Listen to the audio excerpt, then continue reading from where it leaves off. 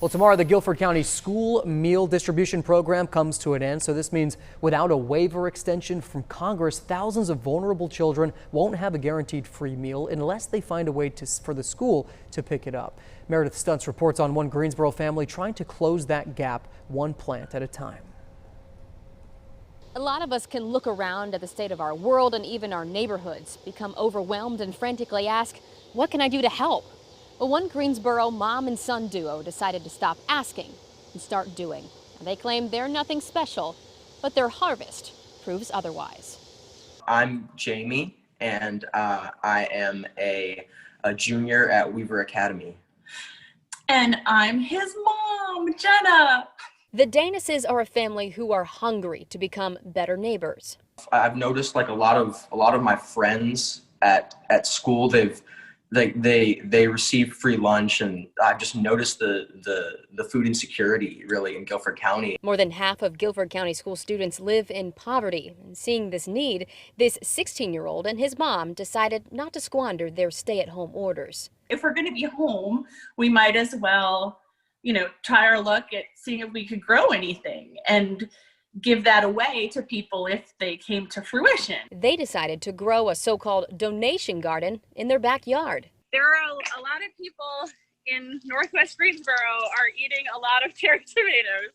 Since March, they've planted 75 tomato plants and donated 30 pounds of food, with more vegetables on the way. Jamie said it wasn't enough. He made and sold hundreds of these hot food trivets. So far, the teens raised $2,000, and it all goes to a nonprofit called A Simple Gesture to feed people in Greensboro. It's really sort of been an opportunity to sort of see how we can make changes in our community while still staying safe and staying home and keeping distance.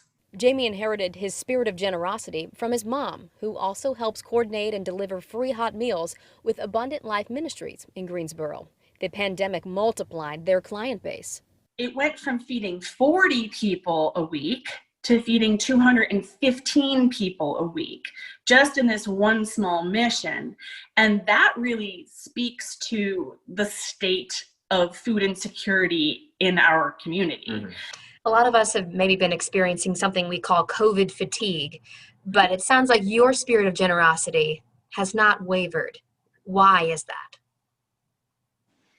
I feel that it's really now more than ever, I feel that it's our responsibility to give back. Wise words from the boy who used to give his lunch money away at school.